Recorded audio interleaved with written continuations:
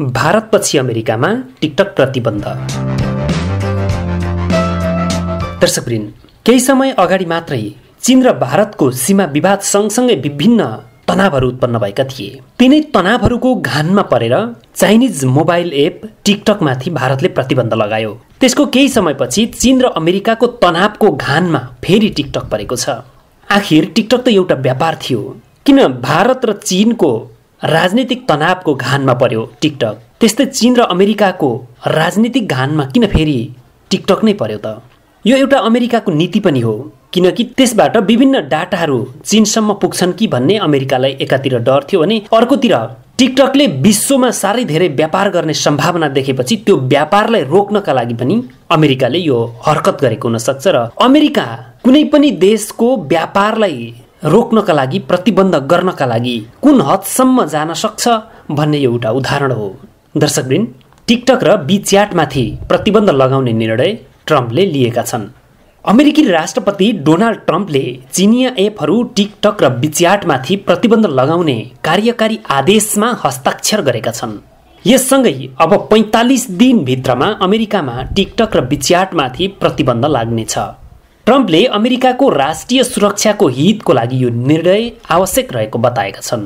अहिले ट्रम्पले हस्ताक्षर गरेको कार्यकारी आदेशमा अब 45 दिनमा टिकटकको मातृ कम्पनी बाइटडान्ससँगको कुनै पनि कारोबारमा प्रतिबन्ध लाग्नेछ। अमेरिकी कम्पनी माइक्रोसफ्ट अमेरिकामा टिकटकको व्यापार खरिद गर्न चाहन्छ। ट्रम्पको आदेशपछि अब माइक्रोसफ्टमाथि पनि खरिद प्रक्रिया सकाउन थोरै मात्रै समय बाँकी छ। ट्रम्पले अमेरिकामा वीच्याटमाथि पनि प्रतिबन्धको कार्यकारी आदेशमा हस्ताक्षर गरेका छन्। वीच्याटको मातृ कम्पनी टेन्सेन्ट हो। ट्रम्पको यो आदेशसँगै टेन्सेन्टको सेयरको मूल्य पनि वात्तै घटेको छ। ट्रम्पले अमेरिकामा चिनिया कम्पनीले निर्माण गरेको मोबाइल एपको विस्तारसँगै अमेरिकाको राष्ट्रिय सुरक्षा, विदेश नीति र अर्थतन्त्रमा खतरा उत्पन्न भइरहेको बताएका छन्। टिकटकले सन् 2017बाट अमेरिकामा पनि आफ्नो व्यापार विस्तार गरेको थियो। त्यसपछि बाइटडान्सले अमेरिका र युरोपका युवामा निकै लोकप्रिय रहेको म्युजिकल्ली नामको एक भिडियो सेवा पनि खरिद गरेको थियो। अगस्तको पहिलो सातासम्ममा लगभग विश्वभरमा 50 करोड भन्दा धेरै टिकटकका प्रयोगकर्ताहरू छन्। अमेरिकामा मात्रै 8 करोड भन्दा धेरै टिकटकका प्रयोगकर्ताहरू छन्। टिकटक प्रयोगकर्ताको ठूलो हिस्सा 20 वर्ष र सोभन्दा कम उमेरका देखिन्छन्। माइक्रोसफ्टले टिकटकको अमेरिका, क्यानाडा, अस्ट्रेलिया र न्युजिल्यान्डको बजारमा आफ्नो अधिकारको लागि अहिले वार्ता गरिरहेको छ। माइक्रोसफ्टले सेप्टेम्बर 15सम्म यस विषयमा सम्झौता पूरा हुन सक्ने अपेक्षा व्यक्त गरेको छ। चीनले सञ्चालन गरेका मोबाइल एपहरूबाट अमेरिकाले राष्ट्रिय सुरक्षाको आपत्ति देखायो। अमेरिकाले सञ्चालन गरिरहेका विभिन्न मोबाइल एपहरूको कारण विश्वका कति देश अमेरिकाबाट असुरक्षित छन् यो एउटा उदाहरण हो। जब अमेरिकाले अरू कुनै पनि देशले सञ्चालन गरेका मोबाइल एपबाट आफू असुरक्षित देख्छ भने यसको एउटै मात्रै उद्देश्य हुन सक्छ। अमेरिका यिनै यस्तै मोबाइल एपहरूबाट संसारको राजनीतिलाई कब्जा गर्न खोजिरहेको छ। यसो होइन थियो भने चीन र अमेरिकाको राजनीतिक टस्सलको घानमा टिकटक पर्दैन थियो। विश्वकै सबैभन्दा धेरै जनसङ्ख्या हुने मध्येको दोस्रो देश भारतमा जब टिकटक ब्यान्ड भयो, टिकटकलाई निकै ठुलो असर परेको थियो। किनभने भारतमा टिकटकका प्रयोगकर्ताहरू साह्रै धेरै थिए। त्यसले टिकटकको व्यापारलाई निकै ठुलो घाटा पुर्याउने अनुमान गरिएको थियो। यस सँगसँगै अमेरिकाले पनि टिकटकमाथि प्रतिबन्धको नीति ल्याइसकेपछि टिकटकलाई भने अब निकै ठुलो घाटा हुने अवस्था सिर्जना भएको छ। हिस्सेदारको हिसाबले माइक्रोसफ्टसँग कसले कति हिस्सा प्रयोग गर्ने भन्ने विषयमा निकै लामो समयदेखि बहस चलिरहेको छ। तर अमेरिकी सरकारले यी दुईटा बीचको व्यापारमा निकै ठुलो रकम अमेरिकी सरकारलाई दिनुपर्ने भन्ने कुरा पनि बीचमा उठेपछि यी दुई बीचमा व्यवस्थापन गरिरहेका, दुईटा बीच वार्ता गरिरहेका कानुनविदहरू आफै अप्ठ्यारोमा परेका छन्। टिकटकलाई भने अब जसरी पनि माइक्रोसफ्टसँग कारोबारलाई सल्टाएर आफ्नो हिस्सा बचाउनु पर्ने अवस्था सिर्जना भएको छ।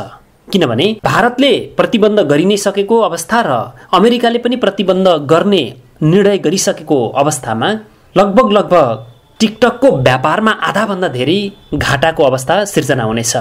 अब यसो हुनुभन्दा टिकटकले माइक्रोसफ्टलाई आफ्नो सम्पूर्ण कम्पनीको दायित्व जिम्मा लाएर आफ्नो सम्पूर्ण शेयर जिम्मा लाएर त्यस बापतको पैसा आफूले लिएर ऊ सुरक्षित अवतरण हुने बाटो खोजिरहेको छ र अहिलेसम्म नमिलेको टिकटकको मातृ कम्पनी बाइटडान्स र माइक्रोसफ्ट बीच कसले कति हिस्सा प्रयोग गर्ने भन्ने विवाद निकै लामो समयदेखि चलिरहँदा अब भने माइक्रोसफ्टलाई सम्पूर्ण हिस्सा जिम्मा लाउनका लागि बाइटडान्स तयार भएको छ र टिकटक छिटै नै माइक्रोसफ्टको स्वामित्वमा पुग्ने निश्चित भइसकेको छ।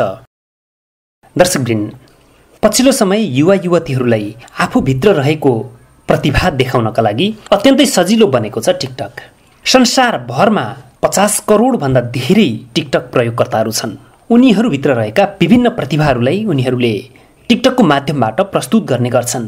हुन त आफ्नो प्रतिभा देखाउनका लागि विभिन्न सामाजिक सञ्जालहरू छन्। ट्विटर, फेसबुक, इन्स्टाग्राम, युट्युब लगायतका विभिन्न सामाजिक सञ्जालहरूले विभिन्न प्रतिभाहरूलाई बाहिर ल्याउने गर्छन्। तर टिकटक पछिल्लो समयमा यस्तो सजिलो सामाजिक सञ्जाल बनेको छ कि छोटो सामग्री तर ट्वाक्क दर्शकलाई छुने सामग्री बनाउनका लागि टिकटक अत्यन्तै सजिलो भएको छ। साथै विभिन्न समसामयिक विषयहरूलाई छोटोमा भन्नका लागि पनि टिकटकलाई धेरै प्रयोगकर्ताहरूले उपयोग गरिरहेको देखिन्छ।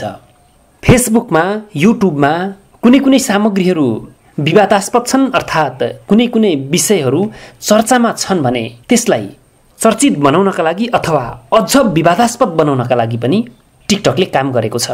हुन त कुनै पनि कुराको राम्रो र नराम्रो दुवै पक्ष हुन्छ। टिकटकका पनि केही राम्रा पक्ष र केही नराम्रा पक्ष होलान्। तर राम्रा र नराम्रा पक्षलाई हेर्ने हो र केलाउने हो भने टिकटकका राम्रा पक्ष नै धेरै देखिन्छन्। पछिल्लो समय मान्छे व्यस्त बन्दै गइरहेको बेला र आफ्ना कुराहरूलाई प्रष्ट भन्ने ठाउँ नपाइरहेको बेला, कुण्ठा व्यक्त गर्ने ठाउँ नपाइरहेको बेला त्यसलाई पनि अभिव्यक्त गर्ने थलो बनेको छ टिकटक। यस हिसाबले हेर्दा टिकटकलाई पछिल्लो समय राम्रो माध्यमको रूपमा लिन सकिन्छ। टिकटकले राम्रा राम्रा प्रतिभाहरूलाई उत्पादन पनि गरिरहेको छ। एक्लै मेहनत गर्दा हुने र सजिलो गरी अभिव्यक्ति गर्न सकिने भएकाले गर्दा सुरुमा आफ्नो कला देखाउनका लागि लजाउनेहरूले पनि खुलस्त भएर टिकटकमा आफ्नो कला प्रस्तुत गर्ने गर्छन्। नेपाल लगायतका विभिन्न देशहरूमा टिकटककै माध्यमबाट अत्यन्तै राम्रा कलाकारहरू पनि उत्पादन भइरहेका छन्। आदरणीय दर्शकवृन्द, यसरी अमेरिकाले टिकटकमाथि प्रतिबन्ध लगाउनुलाई तपाईहरू सही मान्नुहुन्छ या गलत? आफ्नो धारणा कमेन्ट बक्समा राखिदिनु हुनका लागि विनम्र अनुरोध गर्दछौँ। यो भिडियोलाई अन्तिमसम्म हेरिदिनु भएकोमा तपाईँहरूलाई धेरै धेरै धन्यवाद। हवस् त, नमस्कार।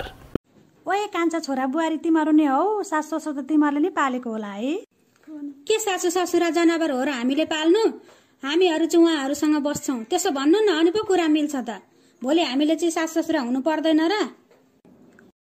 सुन्नु न दिदी, यो करेन्ट चाउचाउ पनि कति महँगो, 50 रुपियाँ पोका हौ। साँच्ची यो चाउचाउले करेन्ट लाग्छ कि लाग्दैन पेटमा? यो चाउचाउले पेटमा होइन, पेटदेखि निस्किने गेटमा चाहिँ करेन्ट लाग्छ। त्यही भएर महँगो होला के। यो गेट भनेको चाहिँ के हो नि? भन्नै हुँदैन।